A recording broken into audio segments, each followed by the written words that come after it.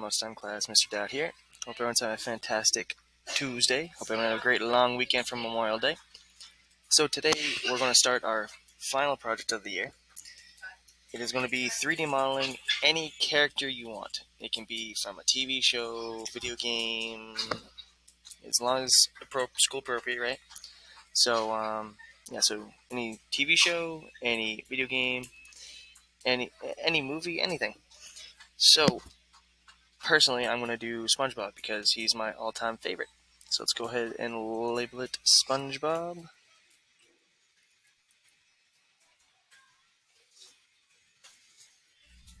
And let's get a picture to base him off of. Go to images. And let's go with this one. I think I'll have enough time to maybe do all of him and the jellyfish net. Okay, also just as a reminder, so let's see, this is today the 1st of June, so we have a total of 11 days to work on this project, and then we're done school. So let's go ahead and get started.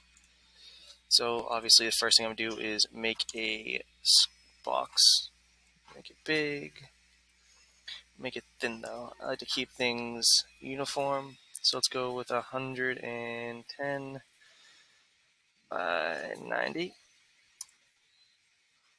I think that is wide enough, right?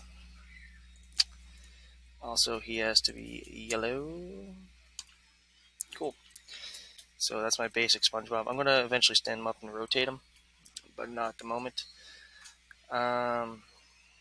First off, I'm going to do all the holes of the sponge. So to do that, I'm going to go bring out a cylinder. Make it the size I want, but make it long because I'm going to use this to cut holes, right? Change into hole, make it long, make it go through. And I'm just going to go ahead and copy that and paste it all over the place. All random locations throughout them.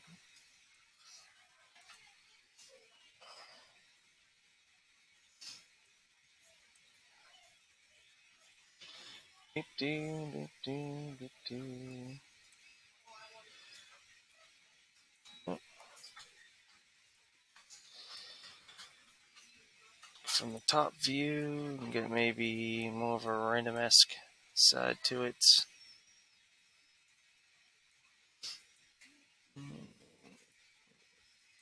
One more, like right there. How's that look? So I'm also going to go ahead and make it from the sides too. Let's keep it at different angles here.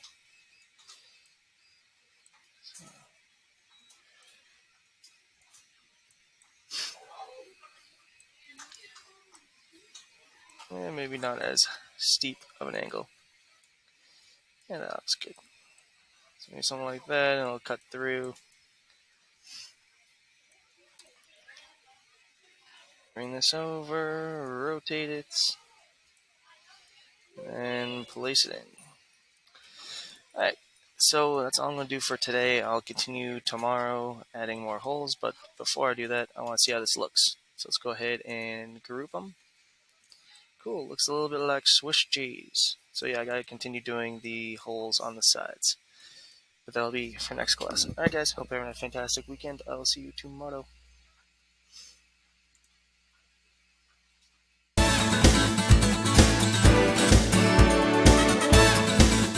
Hello. This morning I'm going to make some cornbread.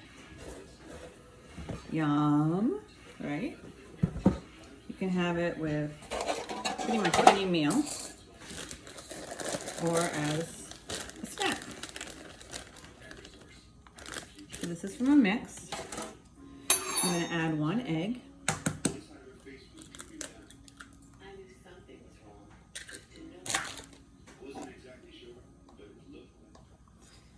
Two-thirds cup of milk. And you need a little bit of corn oil.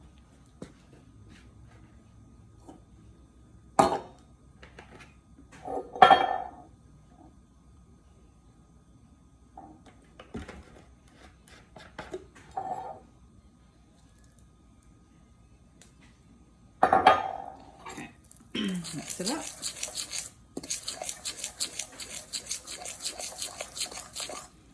You can make these into muffins, or you can make them into like a low side bread like this, which is what I'm doing. If you made them into corn muffins, you would add a little bit more milk. You would add half a cup of milk.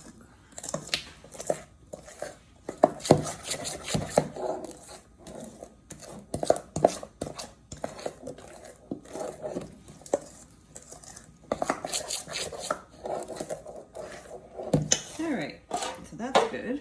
Now I'm gonna spray my pan.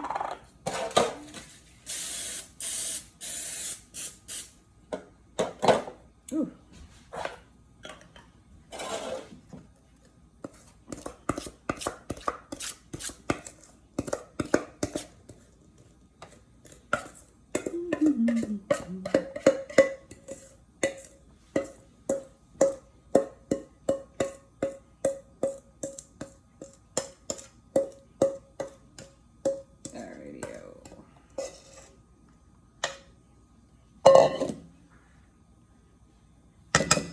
Okay, so now I'm going to put it in the oven. You cook it for about 30 minutes. If you were going to cook muffins, it would be about 15 minutes to 20. Again, you want to do the test with the fork or the Q-tip, not Q-tip, the fork or the toothpick to make sure that the insides are done. You would just stick it in here. But for now, it's going to go in like this. And it takes about a half an hour. Okay. So definitely keep an eye on it. Make sure that it doesn't burn.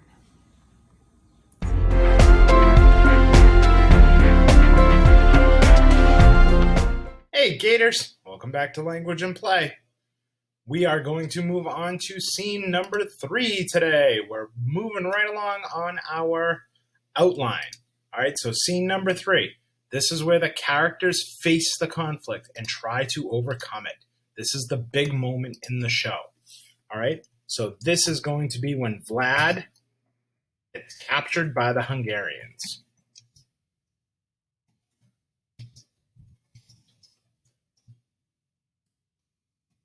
All right, the Hungarians are mad that he killed the 2 boyars, so they capture Vlad. All right, this is the biggest moment in the play. Then we'll have some other events happen, and then the end of this scene, Vlad is going to escape his captivity. All right, and returns to Wallachia. So again, this is the big moment in the show. This is when Vlad's going back to get his throne, right? He gets captured from the Hungarians. He escapes when they're bringing him back to Hungary and gets back to Wallachia. All right? This is a really important moment in the scene. All right? And then what we're going to do tomorrow is we're going to end the play. We got to come up with a resolution for the play. All right? So whatever happens in the climax has to be resolved in the next scene. So, by this time, you should have scene 1, scene 2, and scene 3 outlined. All right, you should have at least 4 events that happen in each scene. All right, and you see how I'm coming up with them. All right, if you're not sure, go back and watch the day before's video if you need to. All right, you have them all on YouTube. Use the resources that you have. If you come to the point and you're like, I don't know what else I can add, do some more research on your character or your event. All right, that's where I got all of my ideas from. So wherever you get your ideas from, that's what you want to be able to keep going back to. You have the power of the internet. You have all the information at your fingertips. Go back and use it. All right, great job, Gators. Tomorrow we're going to talk about scene 4. Keep up the good work.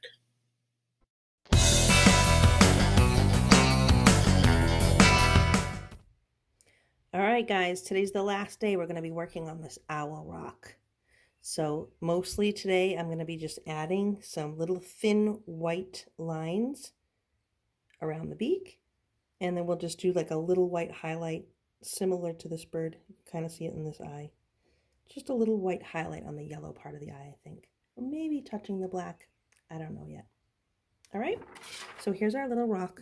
He's almost done. So I want to get some fine, thinner lines. So I'm using a skinny brush, but it is a little bit tricky. So I don't want to have any water on my brush because I don't want the paint to like drip everywhere. So I'm just going to get a little bit of paint onto that thin brush, and I'm going to start adding. And I can still see my pencil line, so that's helpful. And try to add some little wispy kinds of lines. It's a little tricky. I might even need a thinner brush, but I'm just going to use this one for now. I think I'm going to have to go get myself some thinner brushes.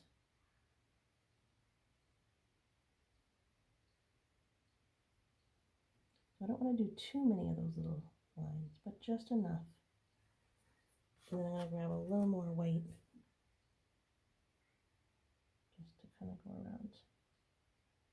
It looks like there's a little bit of gray still on my brush too, and that's okay.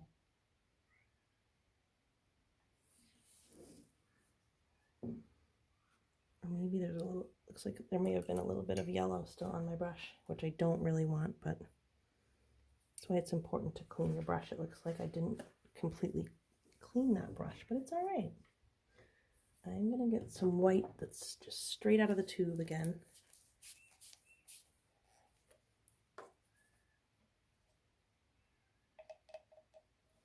Okay, I'm just going to cover up a little bit in that area so it looks whiter and not yellowy.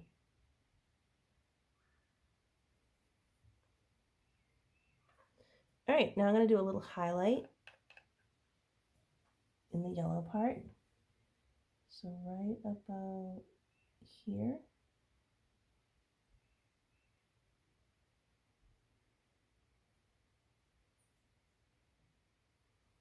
And over here, I'll do it on this side. Just to give a little shiny highlight on the eye, just makes it look a little bit more realistic. All right. There is our snowy owl. We're done. I can't wait to see your rocks, guys. I'm going to add a teeny touch of gray that I just noticed. Just a little bit. See, I'm never done with these guys. I'll probably go back and add more stuff later too, but I'm just going to do a little bit of some detail here to look like some feathers.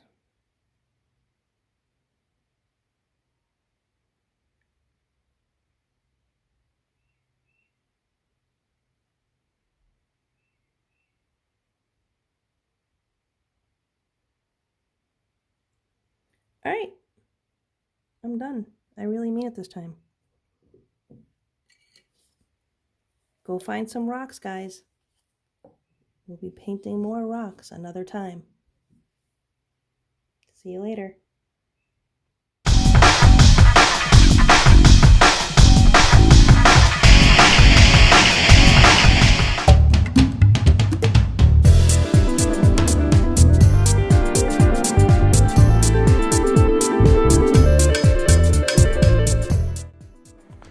Thanks for watching Enrichment TV, Gators. Remember, work hard, be nice, and we'll see you tomorrow.